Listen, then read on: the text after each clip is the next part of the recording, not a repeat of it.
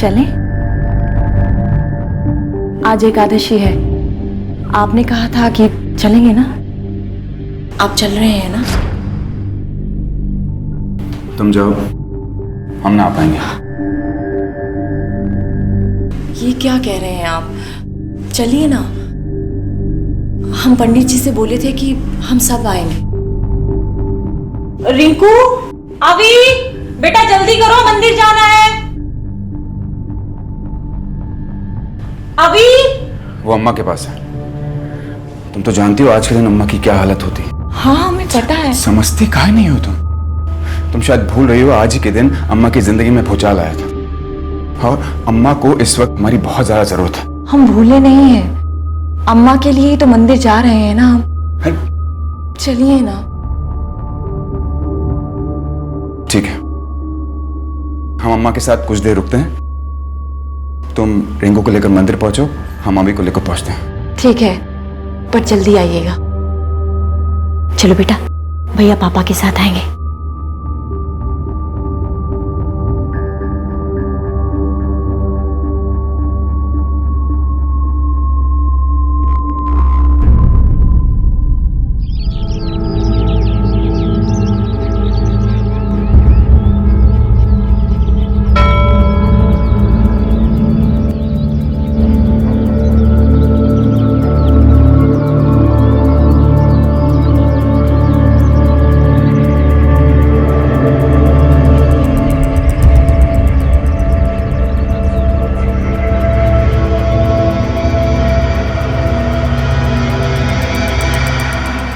Hello, हाँ हम आ गए हैं। नहीं हम अकेले हैं, वो नहीं है, बोले बाद में आएंगे।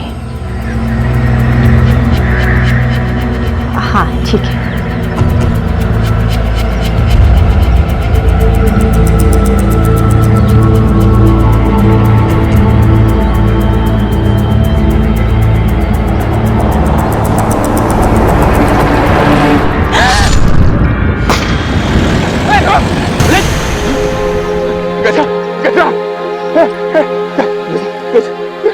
कुछ नहीं होगा रे तुमको, बिटिया।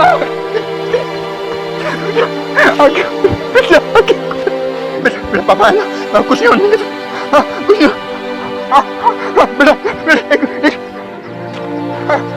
बेटा हम आ गए ना, हम आ गए, आके खोल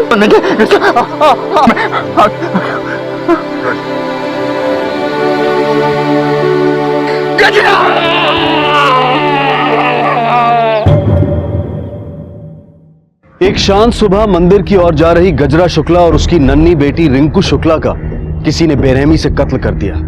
एक पति, एक बाप रो रो कर मदद की गुहार लगा रहा था, पर आखिर कौन था यह कातिल और क्या था उसका मकसद?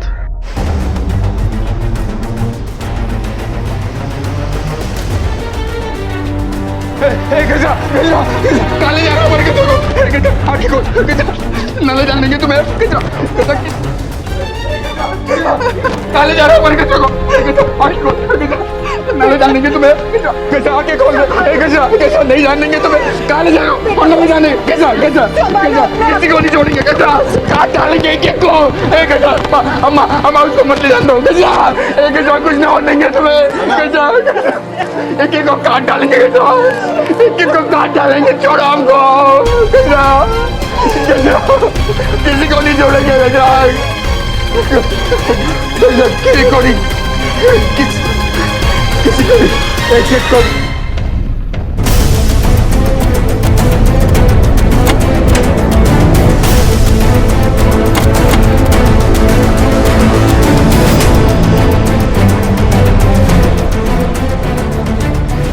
अजय, ये जितने भी सबूत मिले हैं सबको फॉरेंसिक टेस्ट के लिए भेजो। तो आप सब में से किसी ने भी यहाँ से किसी को आते जाते या भागते हुए देखा है? नहीं सर। देखिए, दिन दहाड़े किसी का यहाँ तलवार से खून किया गया है, किसी ने तो कुछ तो देखा होगा। यादव, इस पूरे इलाके की छानबीन करो, कोई ना कोई सुराग जरूर मिलेगा। जी सर।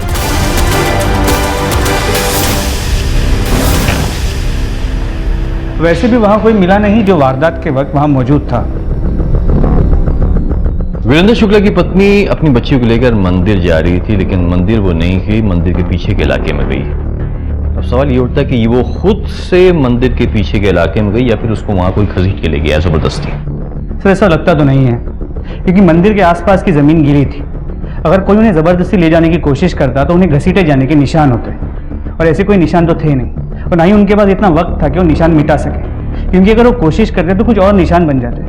या फिर यादव ऐसा तो नहीं है कि इन सब के पीछे उसका हाथ है? अपनी पत्नी को फुसलाकर पीछे ले गया वो मंदिर के, फिर उसके बाद में उसने वहां पर उसका कत्ल करवाया है, और कत्ल करवाने के बाद में फिर चीखना चिल्लाना शुरू किया ताकि लोग वहां पर इकट्ठा हो जाए।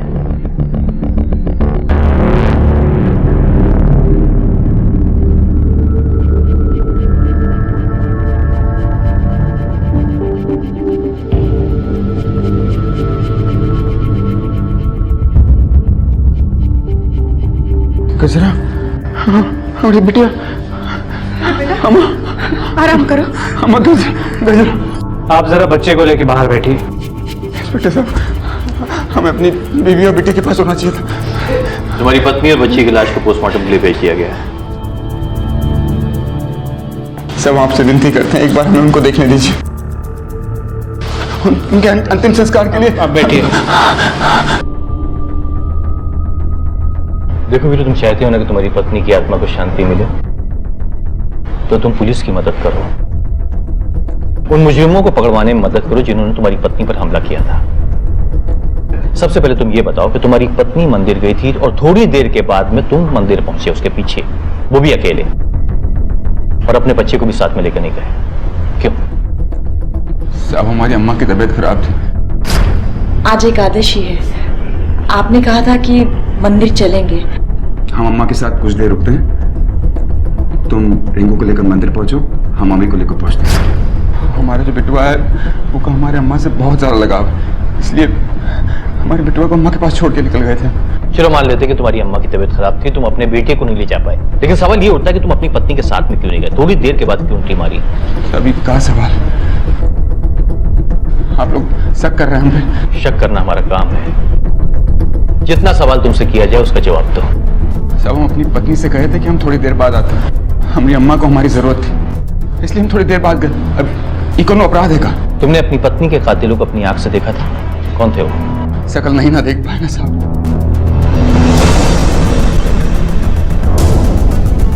तो फिर बार बार तुम क्यों चिल्ला रहे थे? किसको मारने की बात कर रहे थे? एक को काट डालेंगे, एक को काट डालेंगे, छोड़ो हमको। किसको देखा था तुमने वीरू? साहब, हम आपसे बार बार कह रहे हैं ना, उनकी शक्ल नहीं देख पाते। कोई भी अपनी पत्नी और बिटिया की लाश देखेगा तो यही कहेगा ना। मैं तुझसे आखिरी बार पूछ रहा हूँ, सच सच पुलिस को बता दो। हम आपसे बार बार कह रहे हैं ना, अपनी पत्नी और बिटिया की लाश देखकर हम पागल हो गए थे। हम क्या क्या कहे जा रहे थे, हमें कुछ पता नहीं, हमें कुछ समझ नहीं आ रहा था। यादव, ये वीरेंद्र को सब कुछ मालूम है कि कत्ल किसने किया है, लेकिन हमारे साथ नौटंकी कर रहा है। तुम एक काम करो, जैसे ही पोस्टमार्टम के बाद लाश आती है ना, परिवार को दे दो, और इस वीरेंद्र की हिस्ट्री जानने की कोशिश करो पूरे। दो ट्राई टू फाइंड आउट इसके दुश्मन कौन है। जी सर। ठीक है, कॉन्टेक्ट करो।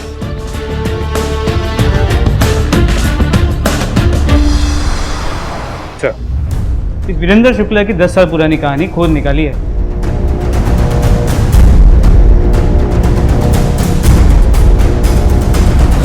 मनोजवं मारुततुल्य वेगं जितेन्द्रियं बुद्धिमतां वरिष्ठं वातात्मनंजं वनरुत्तमुख्यं श्रीरामदूतं शरणं प्रपद्ये पूजन्त राम रामेति मधुरं मधुराक्षरम् आरुह्यं कविताशाखां वन्दे वाल्मीकिकोकिलं।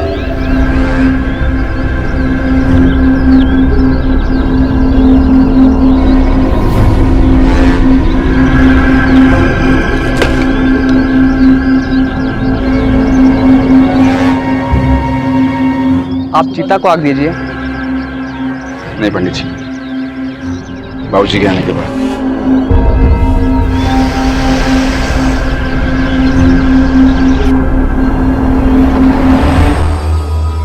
यादव जी, बहुत सही फैसला किया हमने यहाँ पे आके। देखते जाइए, यहाँ पे बहुत बड़ा हंगामा होने वाला है।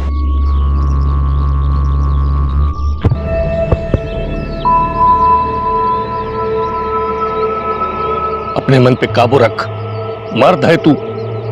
रस्म पूरी कर।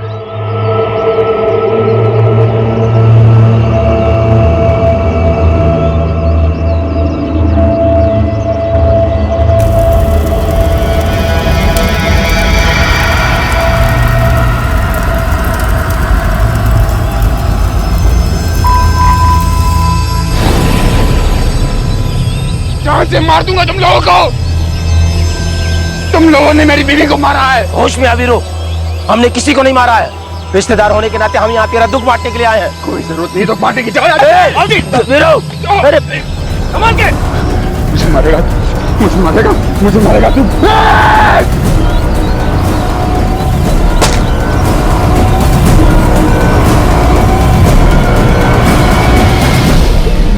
वीरेंद्र शुक्ला की पत्नी और बेटी के दाह संस्कार के समय उसके ताऊजी का परिवार भी पहुंचा और शमशान घाट जैसे जंग का मैदान बन गया।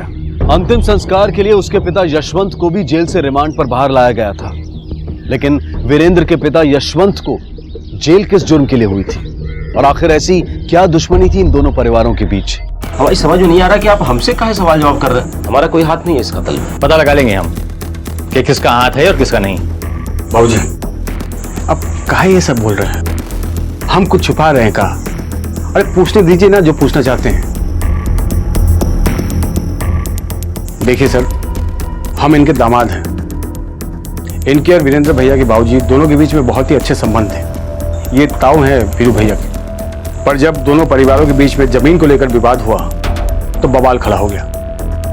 इनके छोटे भाई यशवंत शुक्ला बहुत ही गर्म मिजाज के थे। बस क्या बोला तू? क्या बोला? हमारी जमीन का कब्जा करेगा पहले हमारे पास। बाबूजी, आप कहना समझा रहे हो? ये जमीन हमारी रहेगी। हमारी रहेगी, ये जमीन हमारी रहेगी। एक बात कान खोल के सुन लो, इस जमीन के 1 इंच तक हम देंगे नहीं। जाओ जाके करना है कुछ कर लो। आप दो की जमीन है, पट्टा लिख कर नहीं गए तुम्हारे नाम वो। अब तक बड़े होने का लिहाज करते रहे हम। अब अगर यहाँ तुमने पाँव भी रखा ना, यहाँ खून की नदियाँ बहा देंगे हम। क्या बोल रहे हो? जुबानी पे रखिए, नाम मत समझो। नाम मत को बोला नाम।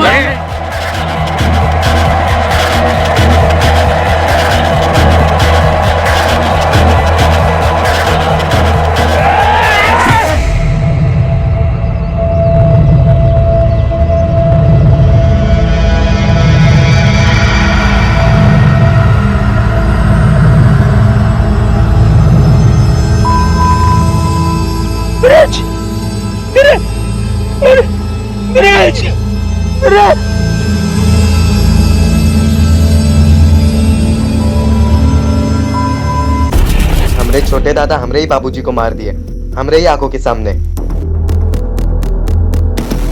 एक बात बताइए, जब गजरा का कत्ल हुआ उस वक्त आप कहाँ थे? मैं घर पर था, अपने बेटे की बरसी की पूजा करवा रहा था। और तुम कहाँ थे? ये घर पर ही था। तुम? वो खेत पर था असल में। कोई गवाह है तुम्हारे पास? किसी ने देखा तुमको वहां पर? अब इतना कौन ध्यान रखता है साहब कि कोई मिला भी होगा तो शायद। दरअसल साहब, हमारे दामाद जी बहुत ही शांत प्रवृत्ति के आदमी हैं। ये सिर्फ शांति सुलह की बात करते हैं, कत्ल तो कभी कर ही नहीं सकते साहब। ये हमारे परिवार के साथ जो कुछ भी हुआ है ना, वो 10 साल पुरानी बात है। अब आप ही बताइए, अगर हमें किसी का कत्ल करना होता तो क्या हम 10 साल तक किसी का इंतजार करते? अरे हम पहले अपने भाई के परिवार को खत्म कर देते। 10 साल? 10 साल पहले तो बहुत छोटा होगा ना, ये 5-6 साल का। ये तो अभी भी 16 साल का नादान बच्चा है साहब। तो कहाँ थे उस वक्त? घर पर हमरे बाबूजी की बरसी की पूजा थी।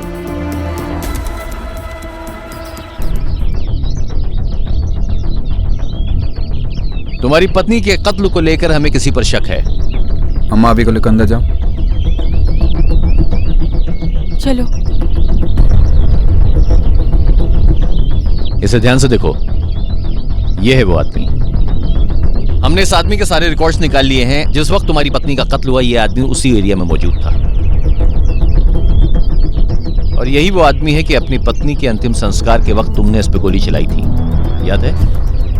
लेकिन साहब ये। बेटा, सच काहे नहीं बताए दे रहे हो पुलिस को? काहे छुपा रहे हो? अम्मा तुम काहे बीच में टांग रही हो? जाओ ना अंदर।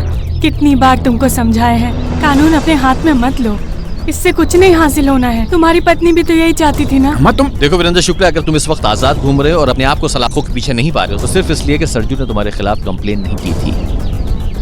एक बात याद रखो, कानून को कभी भी अपने हाथ में मत लेना। कानून को तुमने अपने हाथ में लिया तो अपने आप को सलाखों के पीछे पाओगे। एक बच्चा और है तुम्हारा, उसके सर से माँ का साया तो हट चुका है। हम नहीं चाहते कि उसके सर से बाप का हाथ भी हट जाए। सच बताओ, यही है वो आदमी ना? हाँ सर।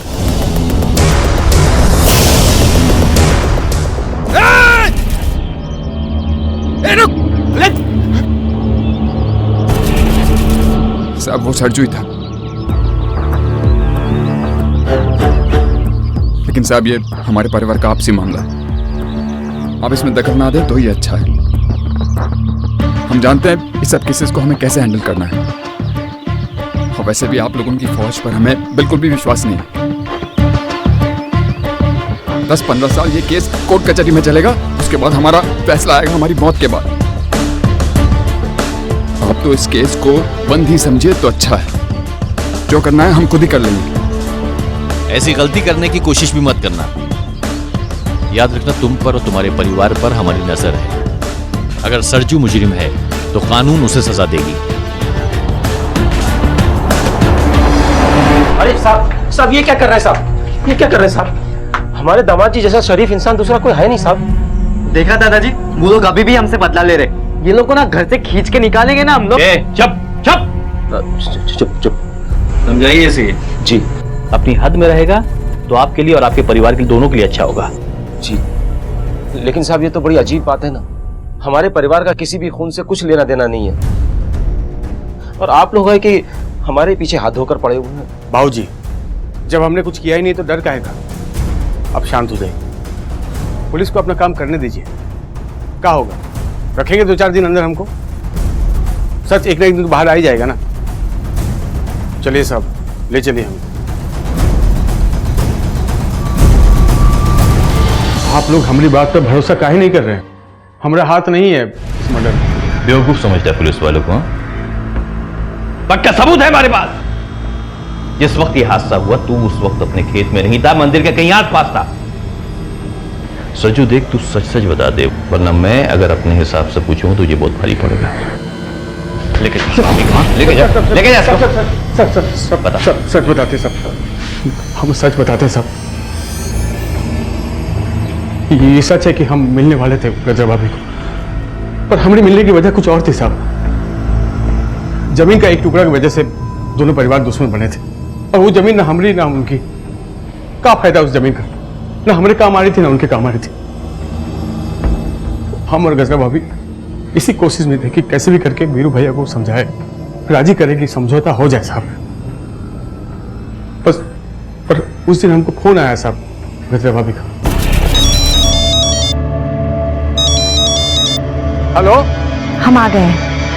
नहीं हम अकेले हैं, वो नहीं है, बोले बाद में आएंगे। कोई बात नहीं, हम राह देखेंगे वीरू भैया की। ठीक है, हाँ जी।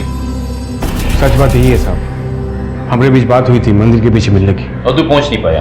देर हो गई तुझे, यही पुलिस वालों को कहेगा तू? हम सच बोल रहे हैं, बीच में हमको कोई मिल गया था, हमने टाइम खराब किया, और हम भी सोचे कि वीरू भैया को आने में देर होगा तो हम भी रुक गए साहब। लव स्टोरी है तेरी। आपको हम पर विश्वास नहीं है ना साहब, तो आप वीरू भैया से पूछिए, उनको पता है हम मिलने वाले थे। ना आपका खून का रिश्ता है ना हमारा। आप वो घर की बहू हो और मेरे घर का दामाद। बस हमारी इच्छा है कि सुलह हो जाए। हम भी तो यही चाहते हैं ना। हाँ ठीक है, हम आपसे मिलने आते हैं। हाँ, और बाकी बात तो फिर मिलकर। किससे बात करेंगे?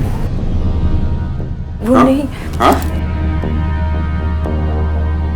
साली हमको धोखा दे रही है। नहीं, हमने दुश्मन के साथ चपड़ बातें कर रही है।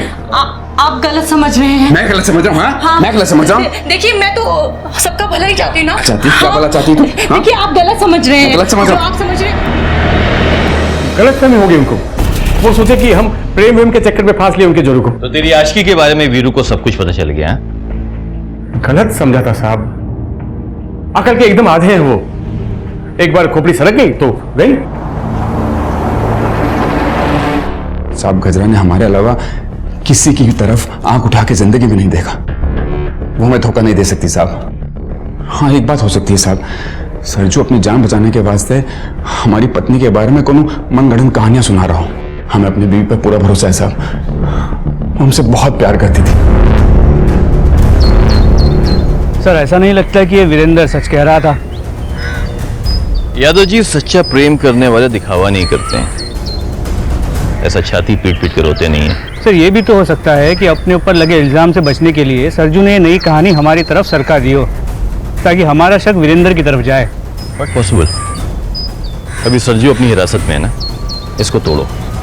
और ये अपना क्या नाम है इसका? सर वीरेंद्र। इस पे भी नजर रखो।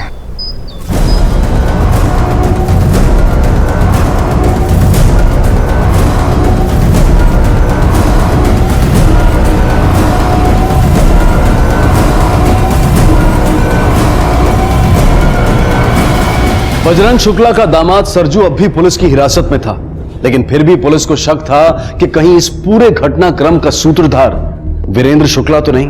अब सच के अंधे कुएं से कुछ ऐसा हाथ लगने वाला था जिसकी पुलिस ने कल्पना भी नहीं की थी।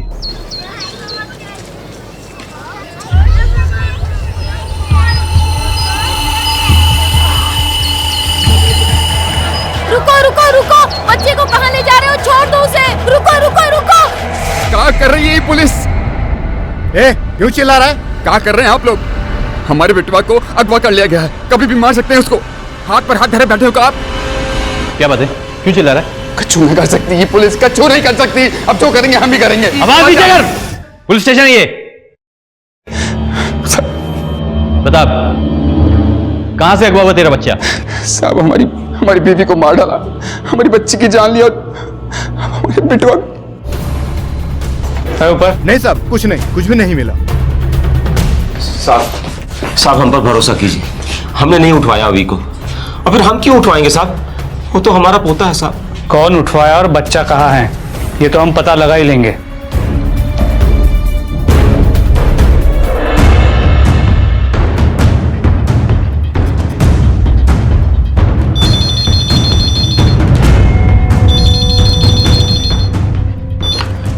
हेलो हेलो,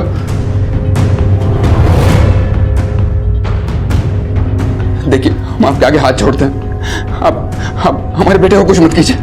हम अपना केस वापस ले लेंगे, सर्च को छुड़वा देंगे हम, लेकिन प्लीज हमारे बेटे को कुछ नहीं होना चाहिए। Hello hello hello. Call trace नहीं हो पाएगा, 30 सेकंड से कम का था। वैसे बोल क्या रहा था? आप हम पे एक मेहरबानी कीजिए, आप प्लीज हमारी कोई भी मदद मत कीजिए, हम ढूंढ लेंगे हमारे बच्चे को। आप प्लीज जाइए यहाँ से। देखिए आप समझने की कहाँ समझे?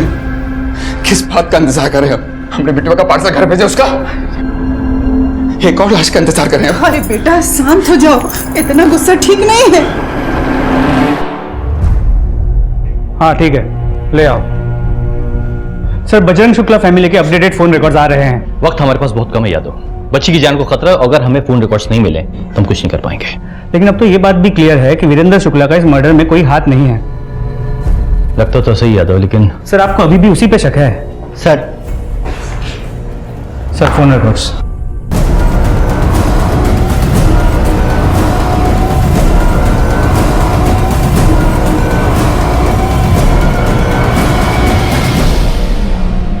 वीरेंद्र शुक्ला के छोटे बच्चे का अपहरण हो चुका था और शक की सुई आकर रुकी थी एक एंग्री यंग मैन गुड्डू पर। अपने पिता की हत्या को लेकर उसमें इतना गुस्सा था कि वो कभी भी जुर्म का सहारा ले सकता था। सर बहुत कोशिश की गुड्डू का मुंह खुलवाने की, लेकिन वो मुंह खुलता ही नहीं। एक ही रट लगा बैठा है कि वो इसमें शामिल नहीं। या तो लड़का है कच्ची उम्र का, लेकिन अंदर से बहुत पक्का है। देखो यादव, अगर गुड्डू मुंह नहीं खोलता तो कोई बात नहीं, हम कोई दूसरा रास्ता निकालेंगे उसका मुंह खुलवाने का। लेकिन इससे पहले कि वीरेंद्र के बच्चे कोई जान ले, हमें कुछ करना होगा। सर वीरेंद्र शुक्ला आया है, वो आपसे तुरंत मिलना चाहता है। भेजो उसे। ठीक है सर। साहब हमसे गलती हो गई सर। कैसी गलती?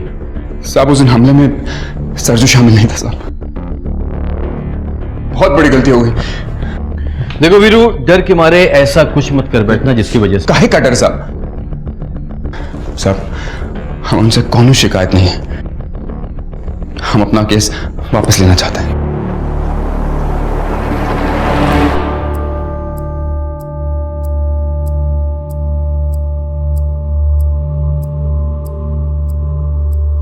सर, सरजू को रिहा कर दिया है, लेकिन अब भी हमारी नजर इन दोनों परिवारों पे है। इस मर्डर केस की फाइल इस तरह क्लोज नहीं होगी यादव, क्योंकि बच्चा अभी तक गायब है और हमारे पास कोई सुराग नहीं है। हमें एक बार फिर से सारी कड़ियों को जोड़ के इस केस की तह तक पहुंचना है। दो परिवार हैं, ये दोनों परिवार की दुश्मनी 10 साल पहले हुई घटना से संबंधित है। 10 साल तक दोनों फैमिली खामोश रहती, फिर अचानक अब क्या होता है? 10 साल पहले बजरंग के बेटे की मौत होती है और उस कत्ल के जुर्म में पकड़ा जाता है बजरंग का छोटा भाई यशवंत, जो इस वक्त जेल में है। लेकिन अब 10 साल के बाद वीरेंद्र की पत्नी और उसकी बच्ची की हत्या होती है, उसके बेटे को किडनैप किया जाता है। या तो कोई तो ऐसी मजबूत कड़ी है जिस तक हम पहुंच नहीं पाए। साहब, एक नई जानकारी मिली है।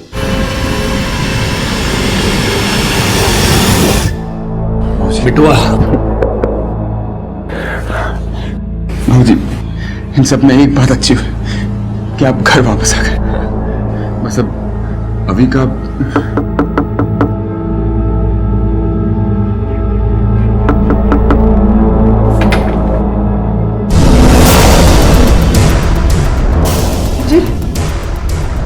क्या हुआ इंस्पेक्टर साहब? हमारे बच्चे का कुछ पता चला क्या? तुम्हें हमारे साथ पुलिस स्टेशन आना होगा। काहे? एक बच्चे की लाश मिली है जो तुम्हारे बेटे से बहुत मिलती जुलती है।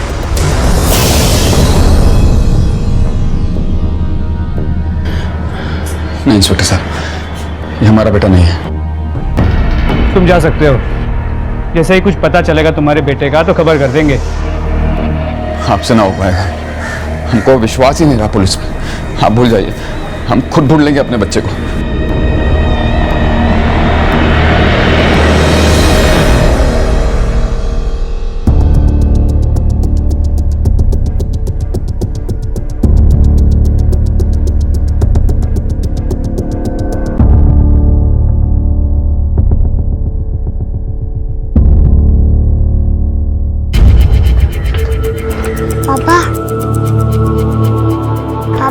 अब मैं आपके साथ घर जा सकता हूँ ना? हाँ बेटा, हाँ बेटा। नहीं वीरेंद्र शुक्ला, सिर्फ तेरा बेटा घर जाएगा, तू नहीं। साहब, हम आपको बता रहे हैं ना, हमें पता चला कि हमारे बच्चे को अगवा करके उन लोगों ने अपने बच्चे की अपहरण की कहानी सुनाकर तू हमें बेवकूफ बनाना चाहता था। सब समझ में आ रहा था हमें, ये सब के पीछे सिर्फ तू है, लेकिन हमारे पास कोई ठोस सबूत नहीं था, इसलिए हमने बच्चे की लाश का छोटा सा नाटक किया। यही तो हम सोच रहे थे कि 10 साल पुरानी बदले की कहानी अब क्यों कुरेदी गई है, तेरी बीवी का कत्ल अब क्यों हुआ है। लेकिन जब हमने तेरी कब्र कुरेदी ना, तो उसमें से निकला तेरा बाप यशवंत शुक्ला, जो उस वक्त जेल में था, जिसकी सुनवाई होने वाली थी और उसको अदालत सजा सुनाने वाली थी। तभी यह सब नाटक हुआ। लेकिन सरजू के रिहा होने के बाद में जब हमारे कांस्टेबल ने आके हमें यह बताया कि तेरा बाप यशवंत शुक्ला भी रिहा हो गया, तब स्टार्ट टू एंड हमें तेरी कहानी समझ में आई। आपको जरूर कोई गलतफहमी हुई है साहब। भी खोलेगा जब जब तू सच बोलेगा। बताता हूँ साहब, ये सब हम नहीं करवाया।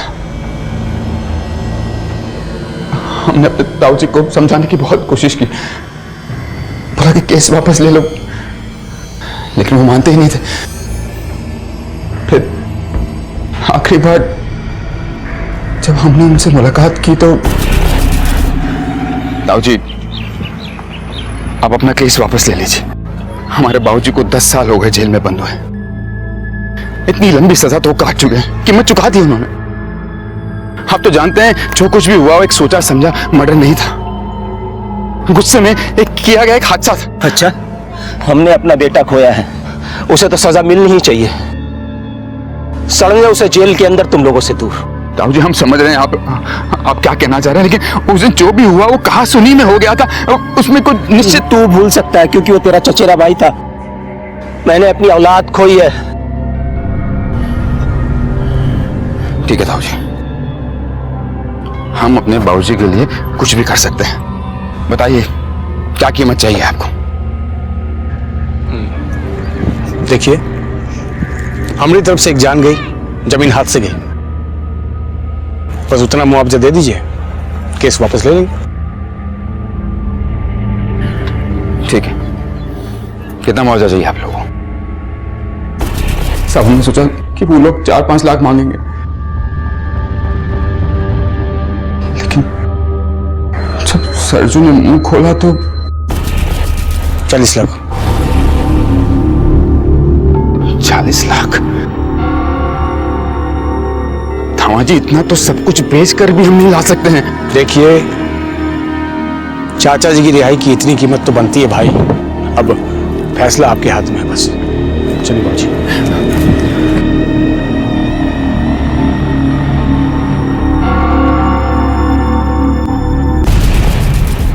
सब बहुत कोशिश की पैसा जुगाड़ करने की, लेकिन नहीं कर पाए।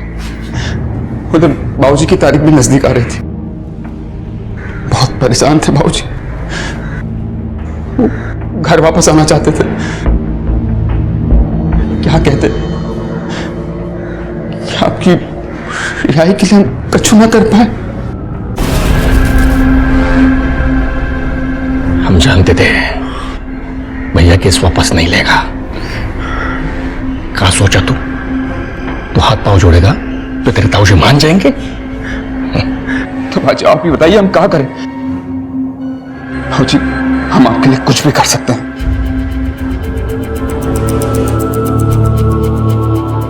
कुछ भी करेगा? हाँ। जान लेगा किसी की? भाजी, किसकी जान लेनी है? तो ये तेरे बाप के घिनौने दिमाग की उपज थी। उसके ही कहने पे तूने अपनी पत्नी और बच्ची को मार डाला। सब हमने गजरा से कहा कि हम कुछ देर अम्मा के साथ रहते हैं, थोड़ी देर बाद हम मंदिर आ जाएंगे। हमको पता था वो सरजू से मिलने जा रही है। हमको ये भी पता था कि उन दोनों के बीच में कोई चक्कर नहीं था। तब हमने प्लानिंग की। हाँ, वो निकल चुकी है। सरजू जब तक मंदिर के आसपास रहता, पुलिस के रिकॉर्ड के हिसाब से शक उसी पे होता। इसलिए हमने एक गुंडा भेजकर सरजू को कुछ देर तक वहीं अटका के रखा, ताकि हम अपनी प्लानिंग को अंजाम दे सके। फिर जैसे ही कत्ल हुए, हम वहां पहुंच गए साहब। अपने बाप के जंक लगे दिमाग पर तूने भरोसा कर लिया और अपनी ही बच्ची और बीवी को मरवा दिया। हमारे बाबूजी हमसे बोले कि बाप जिंदगी में एक ही होते हैं। औरत का काम एक कहीं तो दूसरी आ जाएगी। औलाद पैदा करना तो अपने हाथ में नहीं। तेरी बच्ची खुद अब तेरा खून थी ना? हा? उसका कत्ल करवाने में एक बार भी तूने सोचा नहीं? बेटी का काम वो तुम जीवन भर का बोझ होता। मरवा डाल। बिटुआ तो था ना हमारे पास। बिटुआ था तेरे पास? हाँ, बिटुआ था और बेटी को तूने मरवा दिया। वो तेरा खून नहीं थी? हाँ? तू अपने बाप की सजा कम कराने के लिए किसके पास गया था? बजरंग के पास में ना? क्या हुआ? उसने केस वापस लिया? अब जब सरजू के लिए मिलने गया तो वो नहीं मानी। इसीलिए फिर बाबूजी के कहने पर हमने अपने बेटे अभी को अगवा करने का प्रोग्राम बनाया। और गुड्डू जेल के अंदर था तब। क्या चाहिए तुमको? आप जानते हैं दाऊजी, केस वापस ले लीजिए, छुड़वा दीजिए बाबूजी को। पहले गुड्डू और सरजू को छुड़वाओ। ठीक है, हम सरजू को छुड़वा देंगे, लेकिन गुड्डू घर में तभी आएगा जब हम अपने बाबूजी से गले मिल पाएंगे। बाबूजी के पास कोई चारा नहीं था, उनको माननी पड़ी हमारी बात, तभी हमने सरजू को छुड़वाया। लेकिन तू और तेरा बाप, तुम दोनों ही सड़ोगे जेल के अंदर उम्र भर। अपने पिता की रिहाई के लिए अपनी ही पत्नी और बच्ची की हत्या करने वाला वीरेंद्र अपने पिता की हर बात मानने को राजी कैसे हुआ? कैसी मानसिकता है ये? हम सब ये मानते हैं कि अपने माता पिता का आदर करना, उनसे प्यार करना, उनकी आज्ञा को सर आंखों पर रखना एक अच्छे पुत्र के लक्षण है, लेकिन पिता अगर हत्या करने को कहे तो? इस जुर्म की कहानी की सबसे चौंका देने वाली बात, या फिर यूं कहें कि शर्म से सर झुका देने वाली बात है औरतों के प्रति हमारी मानसिकता। कितनी आसानी से वीरेंद्र ने मान लिया कि पत्नी की हत्या कर दूसरी शादी भी की जा सकती है, और बेटी, उसकी हत्या का तो उसे जरा भी अफसोस नहीं था। कहने को तो हम सारी दुनिया में ऐसी संस्कृति का परचम लहराते हैं जहां धरती भी मां है, देश भी मां है, नदी भी मां है, जहां अनगिनत देवियों की पूजा की जाती है, उन्हें शक्ति स्वरूप माना जाता है। लेकिन जरूरत है कि इस लहराते परचम को हम कुछ देर के लिए एक कोने में रखें और आईने के सामने खड़े होकर अपने आप से इस सवाल पूछें, क्या 21वीं सदी में आकर भी हमने स्त्री का सम्मान करना सीखा है? इसी विचार के साथ मैं अनूप सोनी अब आपसे विदा लेता हूं। फिर मुलाकात होगी अगले एपिसोड में एक और चौंका देने वाले केस के साथ। तब तक अपना और अपने परिवार का ख्याल रखें और देखते रहें क्राइम पेट्रोल डायल 100। सबक एक को, सीख हम सबको। जय हिंद। अपने सभी रिश्तेदार, दोस्तों, आस पड़ोस के लोगों से आपने पूछताछ की? हो सकता है शिल्पा वहां गई हो। साहब, सब जगह मालूम किया, कहीं भी नहीं है वो।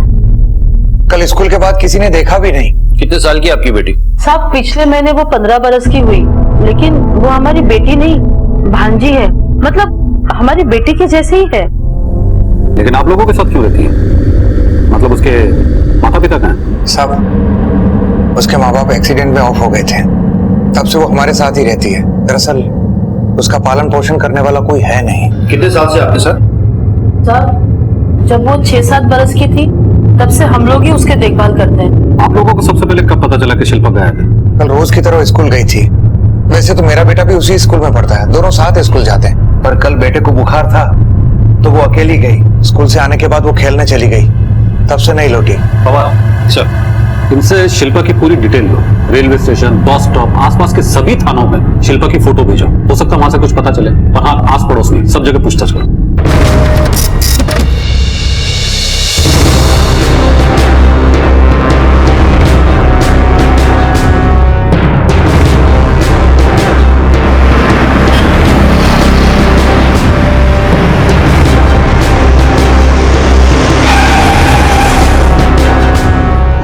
ये लड़की कल से गायब है। अपने आंख कान खुला रख और पता कर। जैसे कुछ पता चले तुरंत बताना। ओके, चलता हूँ। सलाम साहब।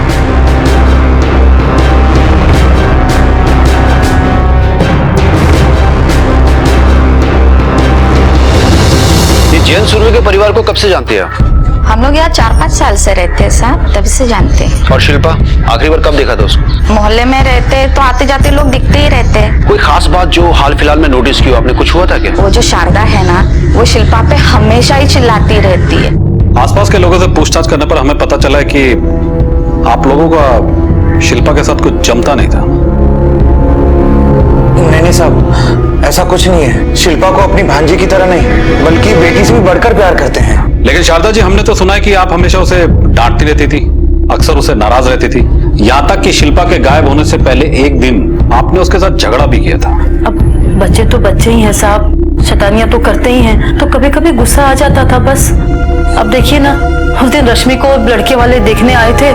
हमें आपका परिवार बहुत पसंद आया और बच्चे भी एक दूसरे को पसंद करने लगे हैं। भाई, हमें ऐसा ही परिवार चाहिए था, सुशील और संस्कारी।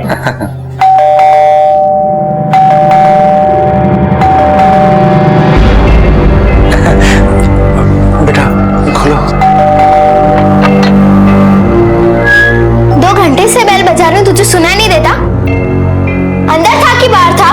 इतना टाइम क्यों लगा तुझे? शिल्पा बेटा, यहाँ ये हमारी छोटी बेटी है शिल्पा, रश्मि की छोटी बहन। दरअसल ना ये है ना, स्पोर्ट्स में बहुत अव्वल है, प्रैक्टिस से आ रही है। बेटा, अंकल आंटी को नमस्ते बोलो। नमस्ते। मिका मिलते रश्मि से बाबा। हाँ बोल। सब कुछ ठीक ही लग रहा है और दोनों बच्चे भी एक दूसरे को पसंद करने लगे हैं, तो क्यों ना बात आगे बढ़ाई जाए? हाँ बरा। ठीक है, करते हैं बात। सुरवे जी, बताते हैं आपको। चलो जी।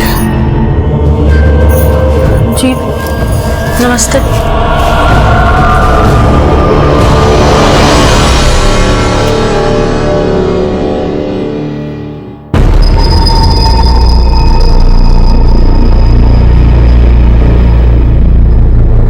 थोड़ी शर्म हया है या वो भी बेच खाई है? बदतमीज लड़की, पागल समझ के रखा है हमें। जो हम इसका पालन पोषण करते हैं, माँ बाप की तरह इसकी देखभाल करते हैं। माँ बाप नहीं हो मेरे, बनने की कोशिश भी मत करना और कभी बन भी नहीं सकते। ऐसा क्या कर लिया है मेरे लिए? और दिन रात ना ये एहसान जताना बंद करो। शिल्पा, बड़ी मुश्किल है साहब। अगर अपना बच्चा होता है ना तो 2 थप्पड़ लगा सकते हैं, लेकिन दूसरे की औलाद को अगर डांट भी दो तो बड़ी मुश्किल हो जाती है। रात भर नींद नहीं आती है सोच सोच के कि पता नहीं शिल्पा कहाँ होगी, कैसी होगी, किस हाल में होगी। पराई अमानत है, जवान लड़की है। आप बता रही थी कि शिल्पा बाहर से झगड़ा करके आई थी, आप लोगों ने पूछा नहीं क्या हुआ? बच्चों में तो झगड़े होते ही रहते हैं ना। और ये लड़ाई और झगड़ा उसका रोज का काम था, रोज ऐसे ही करके आती थी वो। और सारा दिन अपने वो 2 दोस्तों के साथ खेलती रहती थी स्कूल से आने के बाद। अभिषेक का नाम होता, वो जो उसके दोस्त जिनके साथ शिल्पा रोज खेलती थी, मंगेश और पुत्तन।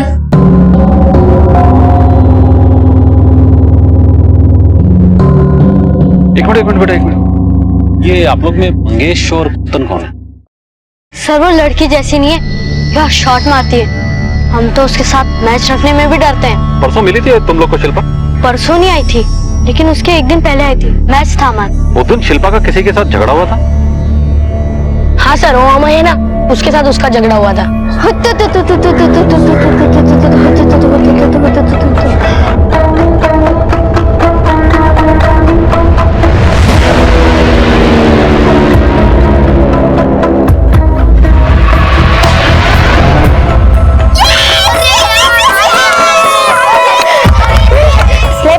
समोसे खाएंगे। अरे तू हमारे साथ भी खेल लो, समोसा तो हम भी खिला देंगे, हैं? वो भी बिना शर्त जीते।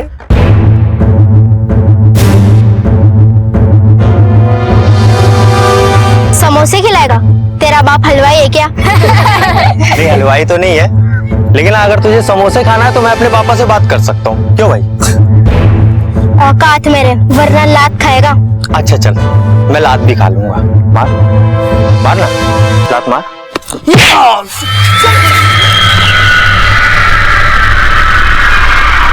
अरे भाई, क्यों पंगा ले रहा था? पता तुझे कौन है वो?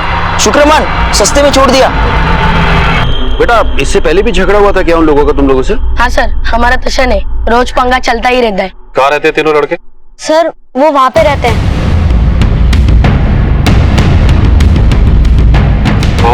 चल, इन तीनों लड़कों को उठा। शिल्पा एक हाई एनर्जी टॉम बॉय लड़की थी, ना किसी से दबती थी और ना किसी के आगे झुकती थी, और जरूरत पड़ने पर जुबान और हाथ दोनों चलाती थी। नतीजा, उसके कई दोस्त भी थे तो कई दुश्मन भी, और आज शिल्पा लापता थी। कहीं ऐसा तो नहीं था कि कोई उससे अपनी दुश्मनी निकाल रहा था? बस शौक है तेरे को समोसा खाने का? मैं खिलाता हूँ समोसा। सर ऐसा कुछ नहीं है सर। सर हम तो बस लड़की को देखकर बदतमीजी करता है, उसको देख के सीटी बजाता है। अभी बजा सीटी, बजा सीटी। सर आप लोग गलत समझ रहे हैं सर। शिल्पा और उसके दोस्त हम लोग को परेशान किया करते थे सर, बस और हमें गुस्सा आ जाता था, और गुस्से में आकर तुम लोगों ने शिल्पा को गायब कर दिया। क्या क्या उसके साथ? कहाँ है वो? सर यकीन मानिए सर, हम लोग क्रिमिनल नहीं है सर। हम लोग बीए फाइनल में पढ़ने वाले स्टूडेंट हैं। हम लोगों ने यहाँ पर घर किराए से लिया ताकि हम पढ़ाई कर सके, पर सर वो लोग हमें पढ़ने ही नहीं देते थे सर।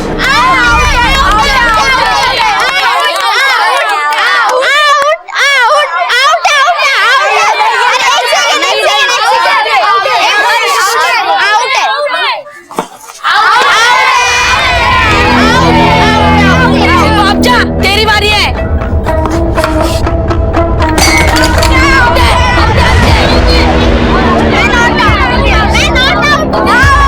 यार ये जो भी है ना, इन लोगों को मैं छोड़ूंगा नहीं। तो पागल है क्या? मैंने सिक्सर मारा है, सिक्सर। पुतन देख ले, अब आउट हो गई तो रो रही है। अरे शिल्पा, मंगेश सही कह रहा है, ऊपर गई तो आउट है। हमने डिसाइड किया था। हाँ, अब बॉल भी तुझे ही लानी होगी। लाती हूँ, रुक जाओ। बॉल फेंक। चल जा, अपना काम कर। बॉल अब तेरी फैमिली को ही आके दूंगा। चल जा। यार बहुत हो गया यार इन लोगों का, जीना आराम कर रखा है इन लोगों ने। रमेश अंकल से शिकायत करनी ही पड़ेगी। जैन भाऊ, बहुत परेशानी हो रही है। बेचारे पढ़ने वाले बच्चे हैं, लेकिन दिन रात शोर शराबा होगा तो कैसे पढ़ेंगे। कुछ दिन पहले खिड़की के कांच तोड़ दी। मैं तो मेंटेनेंस में ही लगा पड़ा हूँ। रमेश भाई, आप चिंता मत कीजिए, मैं समझाऊंगा इसे। अब खड़े खड़े मुंह क्या देख रही है? माफी मांग उनसे। शारदा, रुको। बेटा शिल्पा, माफी मांगो। माफी मांगना तो दूर सर, उस दिन के बाद से तो उसने नया तमाशा करना शुरू कर दिया।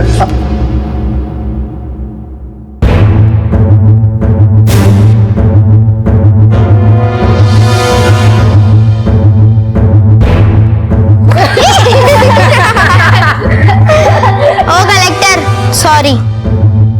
चलो। उसने सॉरी नहीं बोला, तेरा मजाक उड़ाया और तूने उसे गायब कर दिया। सर हमने कुछ नहीं किया सर, हमारे यकीन कीजिए सर, माँ कसम हमने कुछ नहीं किया सर। कल तुम तीनों कहाँ थे?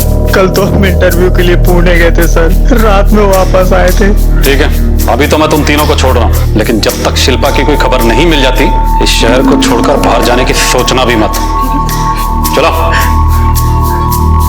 सर, मोहल्ले में पता किया मैंने, लड़की का सभी के साथ कुछ ना कुछ झगड़ा हुआ है, लेकिन बात इतनी बड़ी भी नहीं है कि शक किया जा सके। अंदाजा लगाना मुश्किल है सर कि कौन हो सकता है। पवार, ये भी तो हो सकता है कि मामा मामी से तंग आकर शिल्पा ने खुद ही घर छोड़ दिया। अभी कुछ भी कहना बहुत ही मुश्किल है। एक काम करो, इन तीनों लड़कों पे कड़ी नजर रखो, कहाँ जाते, किससे मिलते, क्या करते हो, मुझे पल पल की खबर चाहिए। और ये भी चेक करो कि ये तीनों कल पुणे गए भी थे या नहीं। आंटी, रमेश अंकल घर पे है क्या? प्लीज उन्हें बुलाइए ना। क्या है तुम लोग को घर के भाड़े पे दे दिया, मुसीबत मोड़ ली। ये क्या वक्त है किसी के घर का दरवाजा पीटने का? वो सो रहे, कल सुबह आ जाना। चलो जाओ यहाँ से। Aunty please. Uncle, Ramesh uncle. Uncle, अरे आ रहा हूँ।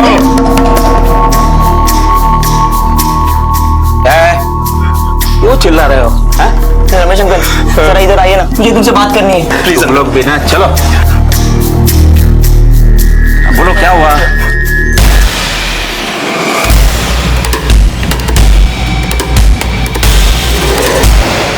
अरे तुम्हारा दिमाग खराब हो गया क्या? घर मेरा है, फंसूंगा तो मैं। अंकल प्लीज मामले को संभाल लीजिए। कैसे संभालूं? कुछ नहीं, मुझे पुलिस को फोन करना पड़ेगा। अंकल प्लीज, अंकल प्लीज ऐसा मत करिए, हमारी जिंदगी बर्बाद हो जाएगी अंकल प्लीज। वैसे पुलिस हमसे पूछताछ कर रही है, उन्हें लगता है कि शिल्पा और हमारा कोई कनेक्शन है। मुझे पुलिस को बुलाना पड़ेगा। नहीं uncle. Hello, police station.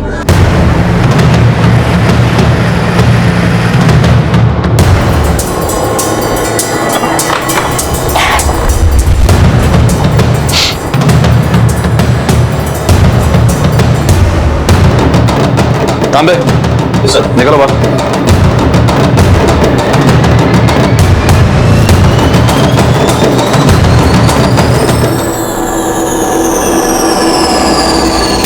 Pawar, sir body का पंचनामा करके पोस्टमार्टम के लिए भेजो।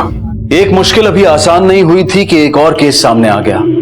पुलिस जो अब तक शिल्पा की तलाश कर रही थी, उसकी तलाश में एक दूसरी बॉडी उनके हाथ लगी। पुलिस के सामने अब एक नहीं बल्कि दो चुनौतियां थी, इस लावारिस लाश की आइडेंटिफिकेशन और शिल्पा की तलाश।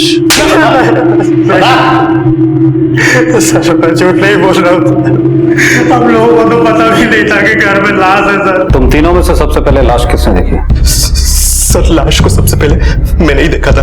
मैं और हमें फिल्म देखकर आए थे, तब हमें बाहर रिक्शा वाले को पैसा दे रहा था और मैं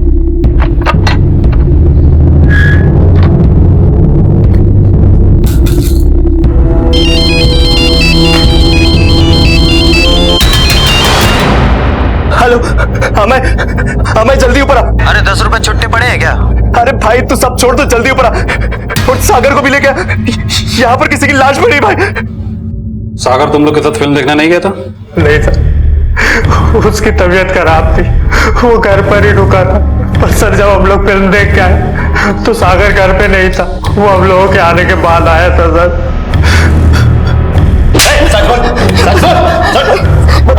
बता दो, सब सच बता दो। कितनी भंगार जगह कर रखी है, कितनी बदबू। साफ सफाई नहीं करते हो क्या? अगली बार ऐसी जगह लाए ना तो मैं नहीं आने वाली। अरे बेबी, क्यों तुम इतना सोच रही हो? टेंशन मत लो, चलो मैं भी तुमको घर छोड़ देता हूँ। मैंने सोचा तक भी नहीं था कि बदबू कहाँ से आ रही है, लेकिन जब मैं घर पहुंचा तो ला ला ला ला ला ला ला ला। गाना गाना बंद कर, दरवाजा बंद। इतने घबरा क्यों रहे हो? कोई पंगा हो गया क्या? यार पंगा नहीं, बहुत बड़ा पंगा हो गया यार। वहां देख नीचे लाश है, वहां पे लाश। बहुत सोचने के बाद जब कुछ नहीं सूझा तो हम तीनों रमेश अंकल के पास गए। सर मैं सच बोल रहा हूँ सर, आप चाहो तो वो पी ब्लॉक वाली जो 12 नंबर में अंजू जी रहती है ना, उनसे पूछ सकते हो। आप अंजू हैं? हाँ। सागर को जानती हैं आप? कौन सागर? मैं किसी सागर वागर को नहीं जानती। Thank you.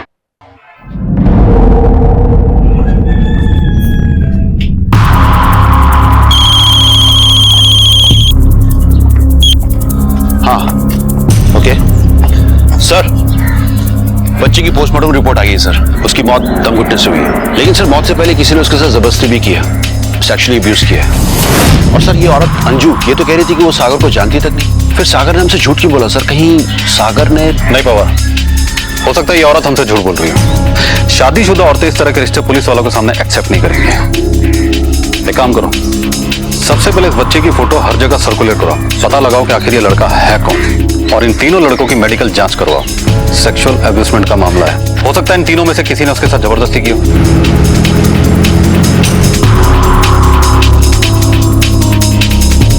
इसे देखा कहीं आप? नहीं साहब, हमारे मोहल्ले का तो नहीं है, कभी नहीं देखा इसे। आप अपने बच्चों को बुलाएंगे प्लीज, शायद उन्होंने कहीं देखा। बेटा तो स्कूल गया है। हाँ बेटी है घर में। रश्मि। जी पापा। बेटा देखो कहीं देखा है क्या? मैंने इसे कहीं नहीं देखा।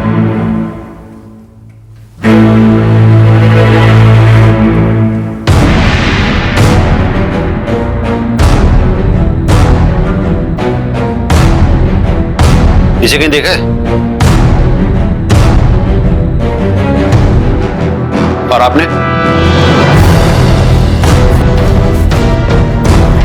नहीं सर। Thank you. नहीं देखा सर।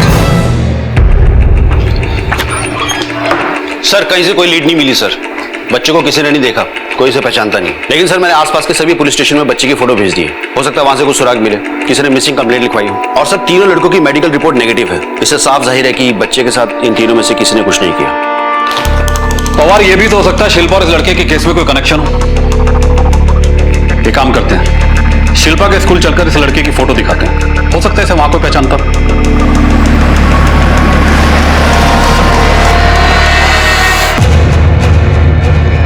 नहीं सर, ये बच्चा हमारे स्कूल में नहीं पढ़ता है, लेकिन मैंने हमारे स्पोर्ट टीचर को ये फोटो देके भेजा है। अगर यहाँ का कोई भी बच्चा इसे जानता है तो पता चल जाएगा। बाय द वे, शिल्पा का कुछ पता चला? जी नहीं, अभी तक नहीं, लेकिन जल्दी पता चल जाएगा। मैम, अभिषेक इस बच्चे को जानता है।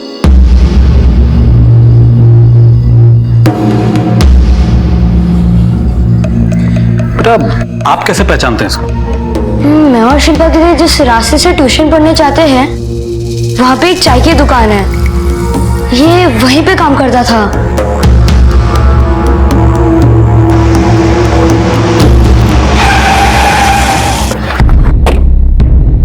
जी साहब।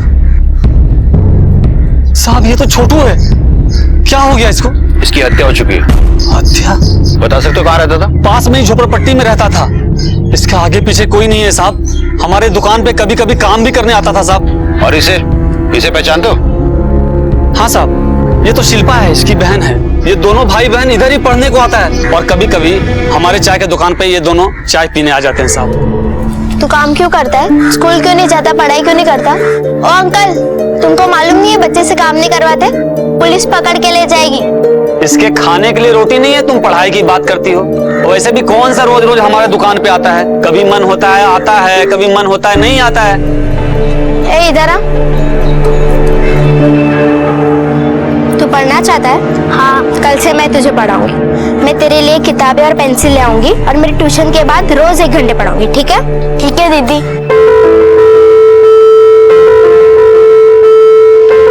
ये ले तेरे लिए नई बुक।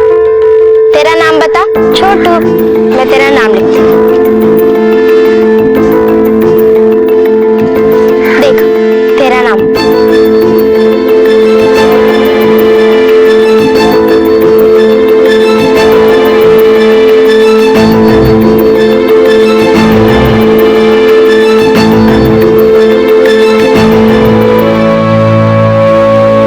सर ये तो कॉम्प्लिकेशन और बढ़ गई है। शिल्पा और छोटू कनेक्टेड तो हैं, लेकिन शिल्पा गायब है और छोटू की डेड बॉडी मिलती है, वो भी उन लड़कों के घर पर जिनसे शिल्पा का झगड़ा हुआ था। तीनों लड़के मेडिकल में नेगेटिव आए हैं सर। घर पे कोई फोर्स एंट्री भी नहीं हुई है। ऐसे में वो लड़का वहां पहुंचा कैसे? कौन लेकर आया होगा सर? और किसके पास चाबी हो सकती है?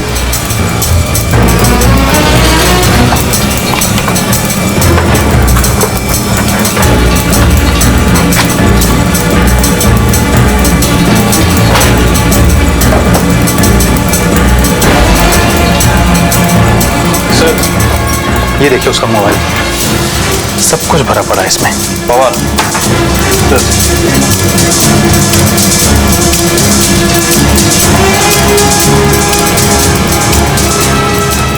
क्या रमेश अंकल हैं? Pawar yes sir. Ramesh uncle घेऊन चल चल चल।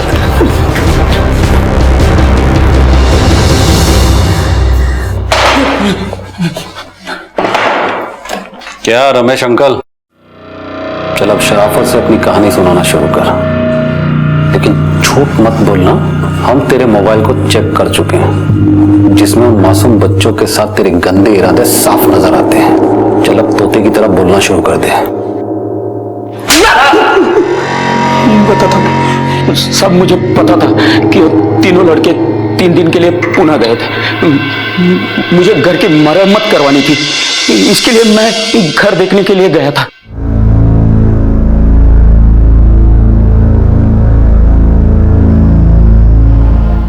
इस लॉकेट को पहचानता है? ये शिल्पा का लॉकेट है जो हमें तेरे घर से मिला है।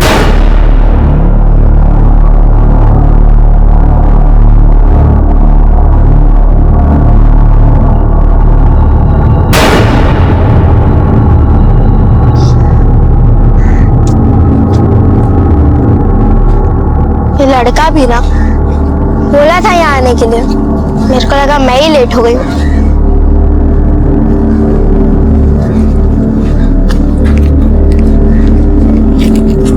ये तो छोटू की है। छोटू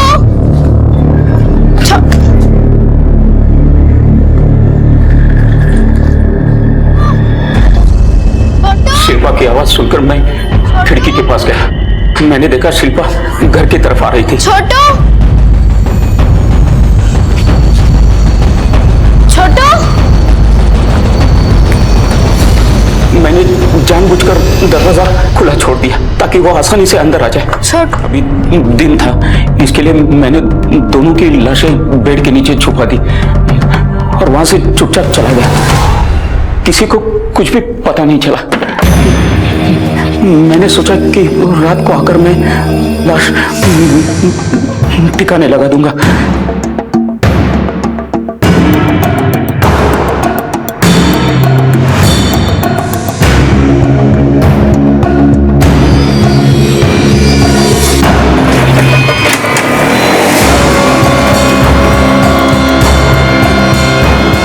मैं शिल्पा की लाश ठिकाने लगाने के बाद छोटू की लाश ठिकाने लगाने गया तो मैंने देखा ये तीनों वो वापस आ चुके थे।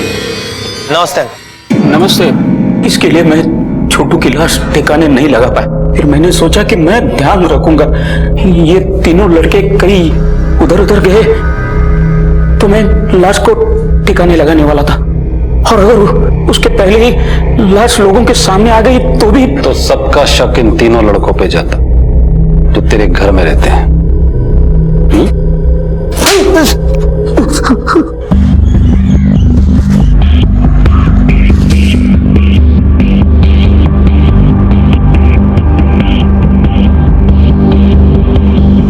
खोलो।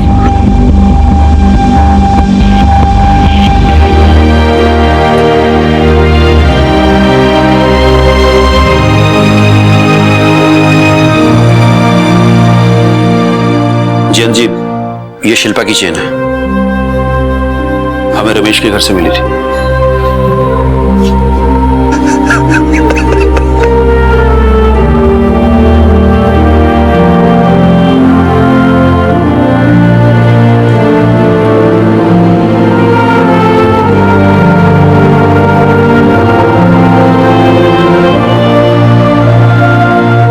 कहावत है कावर्ड्स आर क्रूअल, डरपोक निर्दयी होते हैं। रमेश एक दरिंदा था और उसे डर था कि उसकी दरिंदगी शिल्पा की वजह से सबके सामने आ जाएगी।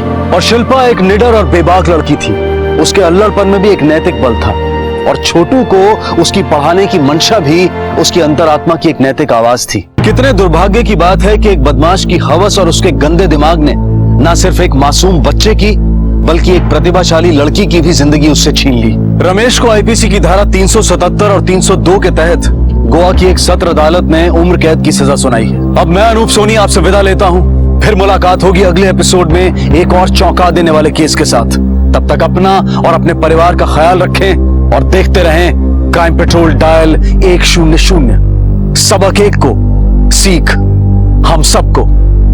जय हिंद। इस तरह के और भी एपिसोड देखने के लिए हमारे चैनल को सब्सक्राइब करें और बेल आइकन दबाना ना भूलें।